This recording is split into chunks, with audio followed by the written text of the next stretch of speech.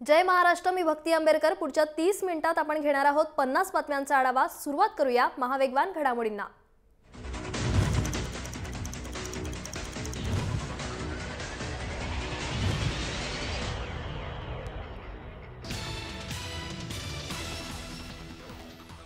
नंदुरबारच्या नवापूरमध्ये महाड दुर्घटनेची पुनरावृत्ती होता होता थोडक्यात टळली आहे। एसटी नदीमध्ये वाहून जात असताना थोडक्यात बचावली आहे। सुरत जालना एसटी रंगावली नदीत वाहून जाताना नागरिकांनी सतर्क होत जेसीबीच्या सहाय्याने 17 प्रवाशांना वाचवलंय। नशीब बलवत्तर म्हणून 17 प्रवाशांना वाचवण्यात स्थानिकांना यश आलंय।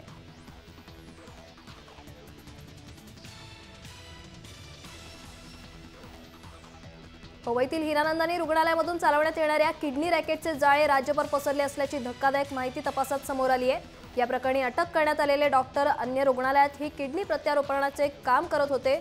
राज्यभरातल्या रुग्णालयांचा शोध घेणे पोलिसांनी सुरू केले तर गेल्या 5 वर्षात किडनी रॅकेटच्या माध्यमातून तब्बल 63 कोटींचे आर्थिक व्यवहार झाल्याची शक्यता पोलिसांनी वर्तवली।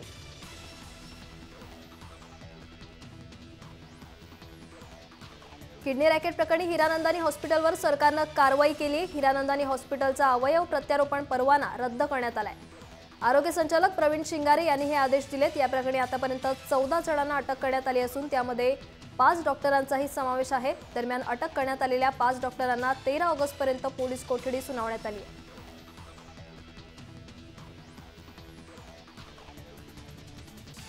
मुंबईत मे 2017 मध्ये म्हाडा 3000 घरांची सोडत काढणार आहे। या 3000 घरांमध्ये सर्वसामान्यांच्या घरांसह गिरणी कामगारांच्या घरांचाही समावेश असेल। गिरणी कामगारांच्या घरांसाठीची सोडत स्वतंत्ररित्या काढण्यात येणार आहे, पण गिरणी कामगार आणि सामान्यांसाठी यामध्ये किती घरांची सोडत काढणार आहे याची निश्चित अशी आकडेवारी सांगण्यात आलेली नाही।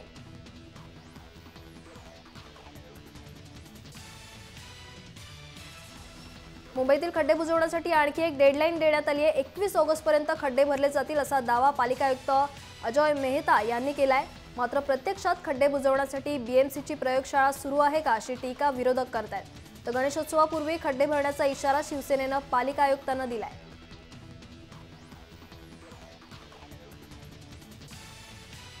सध्या तुरुंगात असलेले राज्याचे माजी सार्वजनिक बांधकाम मंत्री छगन भुजबळ यांच्या अडचणीत आणखी वाढ होण्याची शक्यता निर्माण झाली आहे। भुजबळ कुटुंबियांचे वास्तव्य असलेल्या सांताक्रुझ येथील ला पेटिट फ्लोअर या जप्त करण्यात आलेल्या इमारतीबाबतचे पहिले अपील निर्णय अधिकाऱ्यांना फेटाळले। आता ही इमारत रिक्त करण्याची नोटीस सक्तवसुली महासंचालनालयाला बजावता येणार आहे।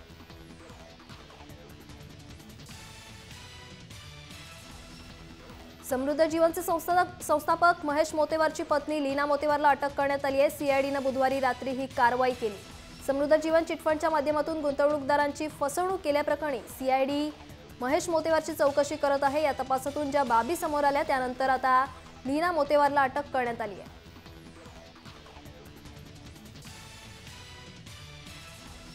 जात चोरी करणे वैद्यकीय शाखेतील विद्यार्थ्यांच्या चांगलंच अंगलट आलंय। यामुळे 19 विद्यार्थ्यांचे प्रवेश रद्द झालेत। कमी गुण असताना बोगस जात आणि जात पडताळणी प्रमाणपत्रांच्या आधारे सरकारी वैद्यकीय महाविद्यालयांमध्ये 19 विद्यार्थ्यांनी प्रवेश मिळवले।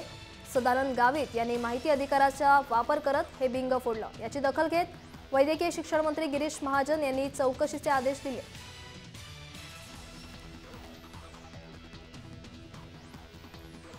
इसिसशी संबंध असल्याच्या संशयावरून महाराष्ट्र एटीएसनं ताब्यात घेतलेल्या रईसउद्दीन सिद्दीकीच्या घराची आणि शाळेतल्या कपाटाची एटीएसनं झडती घेतली। यावेळी एटीएसनं काही साहित्य जप्त केलंय। रईसउद्दीन सिद्दीकी हा हिंगोली जिल्हा परिषदेच्या उर्दू विभागाचा शिक्षक आहे। रईसउद्दीन सिद्दीकीला महाराष्ट्र एटीएसनं 8 ऑगस्टला इसिसशी संबंध असल्याच्या संशयावरून ताब्यात घेतलंय।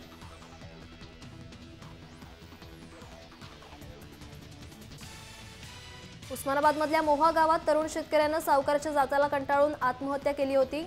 या सावकार पप्पू मडकेला अटक केल्यानंतर त्याच्या घराची झडती घेण्यात आली। या झडतीत 2 पिशव्या कागदपत्रे सापडलेत। या कागदपत्रात लोकांना व्याजाने दिलेल्या पैशांची नोंद आहे। पप्पू गावातील लोकांच्या गरजेचा फायदा घेत 10 ते 12% व्याजाने पैसे द्यायचा। आतापर्यंत 15,000 लोकसंख्या असलेल्या या गावात कागदपत्रांचा व्यवहार हा 70 लाखांपर्यंतचा आहे।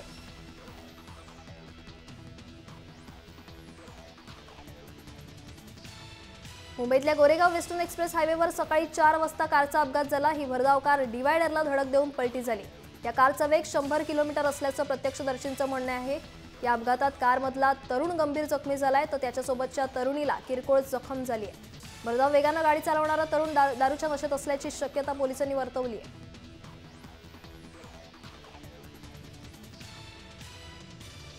मुंबईतल्या मध्य रेल्वेच्या लोकलमध्ये एक तरुण खुलेआम बियर पित होता। भर गर्दीच्या वेळी हा तरुण लोकलमध्ये बियर पिताना कॅमेऱ्यात कैद झालाय। माझं नाव मोहित शेलार असून मी वांगणीला राहतो, तुम्हाला काय करायचं ते करा अशी दमदाटी तो करत होता।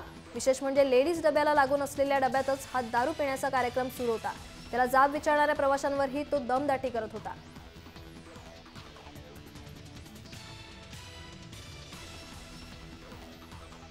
मुंबईच्या विक्रोळी रेल्वे स्टेशनवर थरारक प्रसंग पाहायला मिळाला। नाझिया सय्यद नावाच्या महिलेनं लोकलखाली आत्महत्या करण्याचा प्रयत्न केला, पण दोन तरुणांनी धाव घेत या महिलेचे प्राण वाचवले। विक्रोळीच्या प्लॅटफॉर्म क्रमांक 1 वरची ही घटना सीसीटीव्हीत कैद झाली आहे। सतर्क तरुणांनी त्यांना ट्रॅकपासून बाजूला घेतलं। चौकशी करून रेल्वे पोलिसांनी तिला तिच्या भावाच्या ताब्यात दिलंय।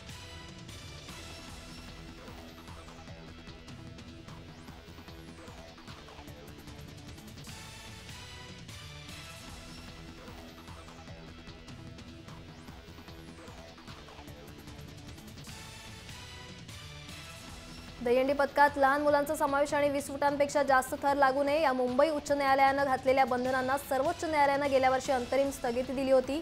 ही बंधनं दूर केली जाणार की कायम राहणार हे येत्या 17 ऑगस्टला स्पष्ट होणार आहे।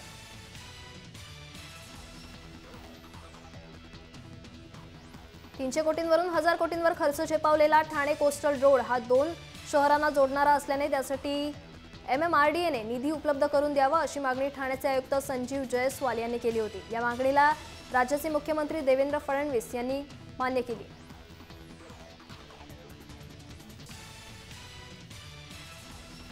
सुनियोजित विकास करण्यासाठी राज्य सरकारने मुंबई प्रदेश विकास प्राधिकरणाच्या धर्तीवर महाराष्ट्र महानगर प्रदेश विकास प्राधिकरण स्थापन करण्याबाबत वटहुकूम काढला होता। मात्र या अध्यादेशाचे विधिमंडळाच्या पावसाळी अधिवेशनात कायद्यात रूपांतर न झाल्यामुळे याबाबत पुन्हा वटहुकूम काढण्याचा निर्णय राज्य मंत्रिमंडळानं बुधवारी घेतलाय।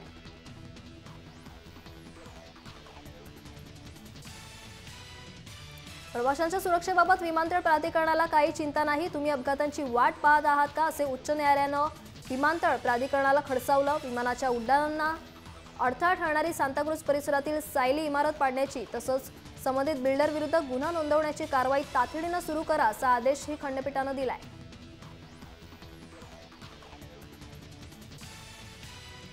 रस्ते घोटाळ्यातील दोषी कंत्राटदारांना मंजूर झालेल्या 4 उड्डाणपुलांची कंत्राटे न्यायालयाच्या आदेशामुळे बुधवारी स्थायी समितीने रद्द केली। या पुलांपैकी अंधेरी यारी रोड, मिठी नदी आणि विक्रोळी उड्डाणपुलाची टेंडर प्रक्रिया सुरू करण्यात आली असून हँकॉक पुलाचा विषय न्यायप्रविष्ट आहे।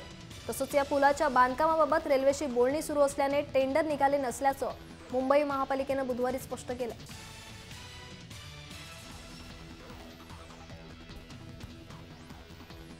गणपती मंडपासाठी रस्ते अडवण्याचे निर्बंध यंदा नवी मुंबई पालिकेनं शिथिल केलेत। शहरातील रस्ते अडवून गणेशोत्सवासाठी बेकायदा मंडप उभारणाऱ्या 137 मंडळांना 1 लाख रुपयांचा दंड भरा, अन्यथा यंदा परवानगी दिली जाणार नाही अशी नोटीस बजावण्यास सुरुवात करण्यात आली आहे।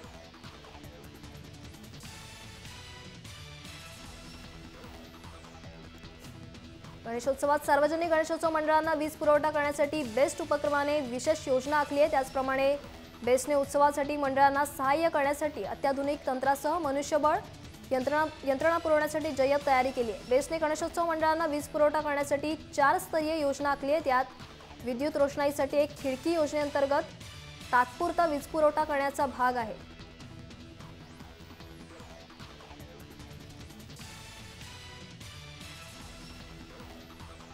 MTDC तर्फे आजपासून सुरू होत असलेल्या मुंबई दर्शन टूरच्या कार्यक्रम पत्रिकेत काही मॉलचाही समावेश आहे। हे मॉल सहलीच्या मार्गावर असल्याने पर्यटकांना त्यांचे केवळ बाह्य दर्शन घडवण्यात येणार असल्याचं MTDCचे MD सतीश सोनी यांनी स्पष्ट केलं।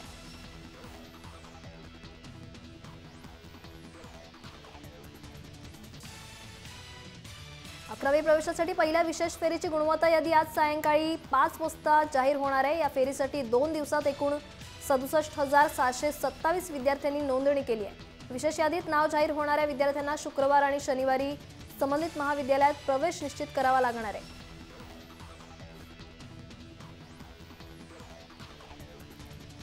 राज्यामध्ये नवीन 48 महाविद्यालये यंदाच्या शैक्षणिक वर्षापासून सुरू होणार आहेत। यात उत्तर महाराष्ट्र विद्यापीठांतर्गत 4 नव्या महाविद्यालयांचा समावेश आहे। राज्याच्या उच्च व तंत्रशिक्षण विभागाने कायम विनाअनुदानित तत्वावर त्यास मान्यता दिली आहे।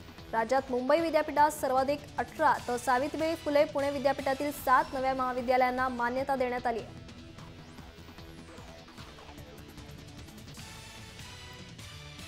राज्यातील मागास भागात असणाऱ्या इंजिनिअरिंग कॉलेजेसला यावर्षी सर्वाधिक फटका बसलाय। तब्बल 55,000 जागा राज्यभरात रिक्त असल्याची भीती व्यक्त करण्यात येते। तंत्रशिक्षण संचालनालयाच्या संकेतस्थळावर चौथ्या फेरीनंतर जाहीर केलेल्या रिक्त जागांनुसार तब्बल 93,985 जागा रिक्त असल्याची माहिती जाहीर करण्यात आली आहे, असं डीटीईतील अधिकाऱ्यांनी सांगितलंय।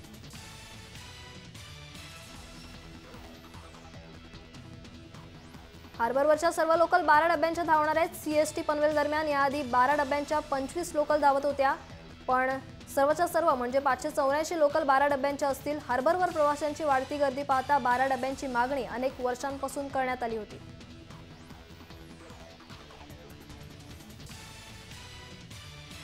मुंबईकरांच्या प्रतीक्षेत असणारी पहिली वहिली एसी लोकल विविध तांत्रिक अडचणीमुळे ट्रान्स हार्बरऐवजी पश्चिम रेल्वेवर चालवण्याचा पर्याय सुचवण्यात आलाय।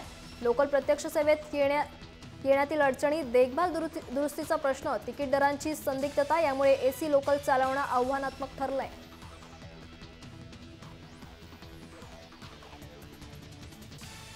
मुंबईत मध्य रेल्वेने प्रसाधनगृहांच्या वापरासाठी प्रवाशांकडून शुल्क आकारण्याचा निर्णय घेतलाय। लोकल मार्गावरील सर्व स्टेशन्सवरील पे अँड यूज प्रसाधनगृहातील नव्या निविदांनुसार लघुशंकेसाठी 1 रुपया, शौचालयासाठी 5 तर आंघोळीसाठी 15 रुपये मोजावे लागणार आहेत। जुने करार संपल्यानंतर नव्या दरानुसार आकारणी सुरू झाली आहे, त्यामुळे प्रवाशांमध्ये नाराजी पसरली।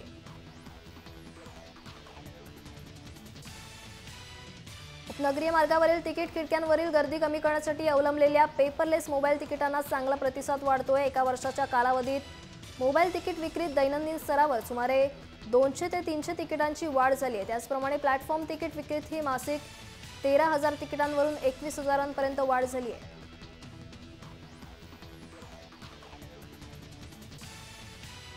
बेस्टच्या परिवहन उपक्रमात विविध तांत्रिक गोंधळामुळे गाजलेल्या ट्रायमॅक्स तिकीट यंत्रणेसह 6 महिन्यांचा मुदतवाढ देण्याचा घाट घालण्यात आलाय। बेस्ट कंडक्टरकडे तिकिटांसाठी देण्यात आलेल्या ट्रायमॅक्सच्या मुदतवाढीचा प्रस्ताव टीकेचा लक्ष्य ठरलाय। बेस्टने कंडक्टरकडील तिकीट यंत्रणेसाठी Trimax RT infrastructure and services यांना कंत्राट दिलंय।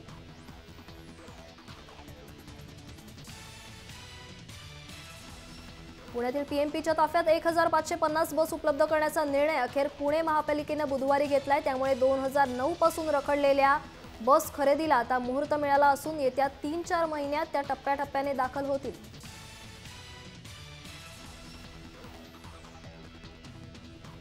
पाणलोट क्षेत्रातील पावसामुळे भीमा आणि कृष्णा खोऱ्यामधील प्रमुख धरणांमध्ये 349 अब्ज घनफूट पाणीसाठा झालाय। हा पाणीसाठा मागील वर्षांपेक्षा तब्बल 104 टीएमसीने अधिक आहे। या दोन्ही खोऱ्यातील बहुतांश धरणे 100% भरली असून त्यातील 27 धरणातून पाण्याचा विसर्ग करण्यात येतोय।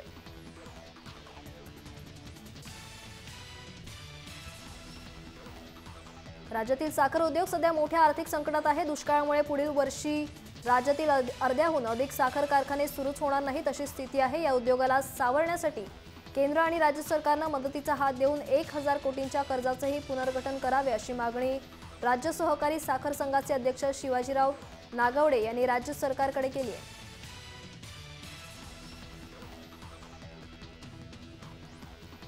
पोलीस उपनिरीक्षक पदाच्या परीक्षेसाठी अर्ज करणाऱ्या पोलिसांना महाराष्ट्र प्रशासकीय न्यायाधिकरणाने दिलासा दिलाय। त्यांना अर्ज करण्याची मुभा दिल्यानं हजारो पोलिसांना त्याचा लाभ होऊ शकणार आहे। तर एकूण 828 जागांसाठी 25,407 अर्ज आले।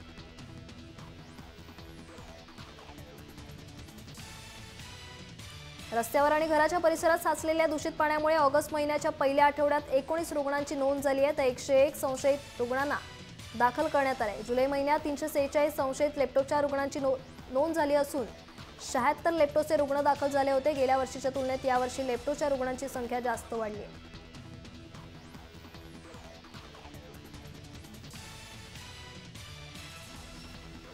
नाशिकमधल्या सिंहस्थ कुंभ पर्वाचा समारोप आज रात्री 9:31 होणार आहे। या समारोप पर्व आणि ध्वजावतरण सोहळ्याला मुख्यमंत्री देवेंद्र फडणवीस, भाजप अध्यक्ष अमित शहा आणि वल्लभपीठाचे वल्लभाचार्य महाराज यांच्या उपस्थितीत कुंभमेळ्याचा ध्वजावतरण सोहळा पार पडणार आहे। देवदेवतांची उत्तर पूजा झाल्यानंतर रामकुंडावरील ध्वज खाली उतरवण्यात येणार आहे।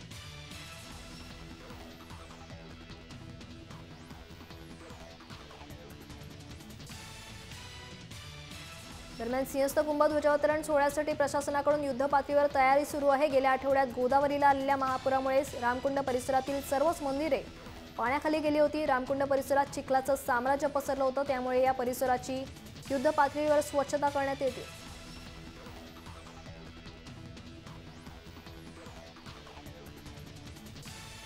Croma data analytics and media या संस्थेने केलेले ग्रामीण भागाचे जगातील सर्वात मोठे सर्वेक्षण अलीकडेच यशस्वीपणे पूर्ण झाले। 83% ग्रामीण महाराष्ट्रात मोबाईल फोनचा वापर केला जातो, मात्र त्यापैकी केवळ 20% जण मोबाईल फोनवर इंटरनेट सेवा वापरतात, असा निष्कर्ष या सर्वेक्षणातून निघालाय। तसंच या सर्वेक्षणाच्या अहवालानुसार ग्रामीण भागातील 1/3 शाळांमध्ये इंटरनेट सुविधा आहे।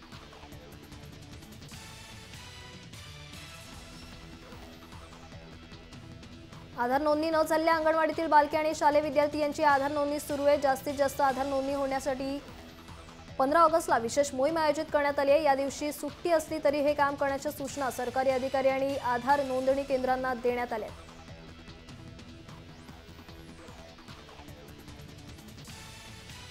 राज्यातील प्रत्येक इलेक्ट्रॉनिक मतदान यंत्राची माहिती मोबाईल ॲपवर देण्याचा निर्णय केंद्रीय निवडणूक आयोगाने घेतलाय। मतदान यंत्राची माहिती मोबाईलवर देण्यासाठी निवडणूक आयोगाने पुण्याची प्रायोगिक तत्वावर निवड केली आहे। त्यानुसार हे ॲप तयार करण्याचं कामही जिल्हा निवडणूक कार्यालयाने हाती घेतलंय।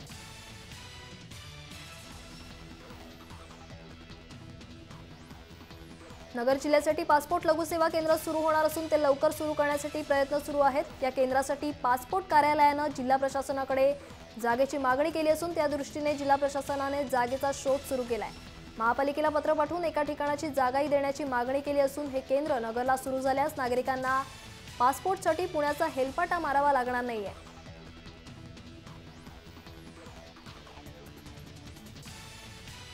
शनिवार वाड्याला भेट देण्यासाठी सांस्कृतिक मंत्रालयाने ऑनलाईन तिकिटांची सुविधा उपलब्ध करून दिली आहे। त्यामुळे संबंधित ठिकाणी भेट देताना पर्यटकांना यापुढे रांगेत उभं राहण्याची गरज नाही। सांस्कृतिक मंत्रालयाने आता त्याचा विस्तार केला असून देशातील सर्व महत्त्वाच्या ऐतिहासिक ठिकाणांना भेट देण्यापूर्वीच त्याचे ऑनलाईन तिकीट घरबसल्या मिळू शकणार आहे।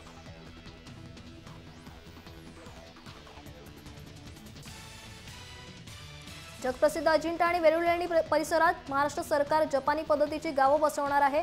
जपानी पर्यटकांना आकर्षित करण्यासाठी हा निर्णय घेण्यात आलाय। बौद्ध संस्कृतीमुळे जपान आणि भारत हे दोन्ही देश शेकडो वर्षांपासून परस्परांशी जोडले गेले, त्यामुळे जपानमधून हजारो पर्यटक या ठिकाणी येतात। त्यांना या भागात दर्जेदार सेवा मिळावी म्हणून हा निर्णय घेण्यात आलाय।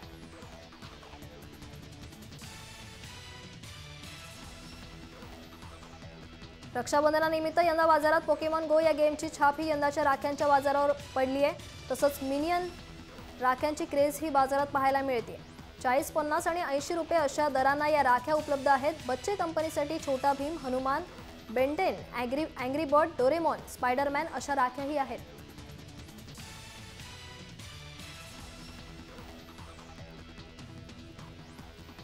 गेल्या महिन्यात काश्मीरमध्ये चकमकीत पकडण्यात आलेला दहशतवादी बहादूर अली याने NIAच्या चौकशीत आपली पार्श्वभूमी उघड केली आहे। पाकिस्तानमध्येच आपल्याला 3 वेळा दहशतवादाचे प्रशिक्षण देण्यात आल्याची कबुली त्यानं दिली आहे। NIAचे महासंचालक संजीव कुमार यांनी एका पत्रकार परिषदेत बहादूर अलीच्या कबुली जबाबाबद्दल माहिती दिली।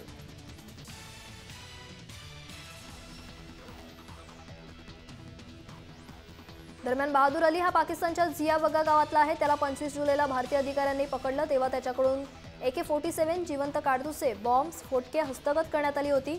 लष्कर-ए-तोयबाच्या छावण्यांमध्ये प्रशिक्षण घेतल्याची आणि त्यानंतर भारतात घुसखोरी करून लष्कराच्या नियंत्रण कक्षाशी सतत संपर्क ठेवून भारतीय सुरक्षा रक्षकांवर हल्ले करण्याबाबतचे आदेश आपल्याला देण्यात येत होते, अशी कबुली बहादूर अलीनं NIAकडे दिली आहे।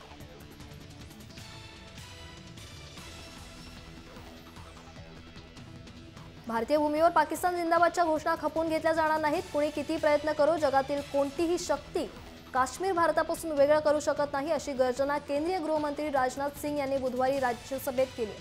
दहशतवादी बुरहान वानीच्या खात्म्यानंतर जम्मू काश्मीरमध्ये उसळलेल्या हिंसाचारावर झालेल्या चर्चेला उत्तर देताना राजनाथ बोलत होते।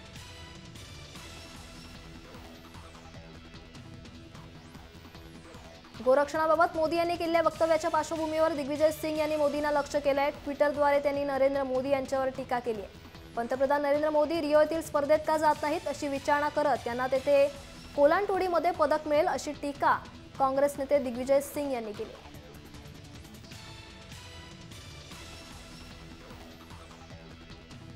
रिलायन्स जिओला टक्कर देण्यासाठी भारतीय एअरटेलने प्रत्येक पोस्ट पेड ब्रॉडबँड या DTH ग्राहकाला 5 GB पर्यंत अतिरिक्त डेटा देण्याची घोषणा केली आहे।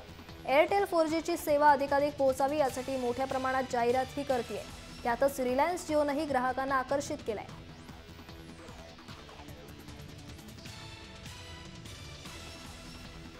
स्वातंत्र्य दिनाच्या निमित्ताने स्पाइसजेटने great independence day sale offer सुरू केली आहे। या ऑफर अंतर्गत स्पाइसजेटच्या प्रवाशांना केवळ 399 रुपयात तिकीट मिळणार आहे। ही ऑफर 9 ते 11 ऑगस्टच्या रात्रीपर्यंत सुरू राहणार आहे। या सेलमध्ये 18 ऑगस्ट ते 30 सप्टेंबर पर्यंतचं तिकीट बुकिंग करता येणार आहे।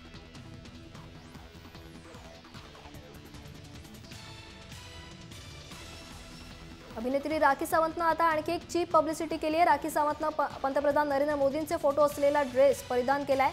अमेरिकेमध्ये तिनं हा वादग्रस्त ड्रेस घातला होता। राखीनं अत्यंत तोकड्या अशा वन पीसवर मोदींचे फोटो लावले। या तोकड्या ड्रेसवरच्या मोदींच्या फोटोनं नवा वाद निर्माण होण्याची शक्यता आहे।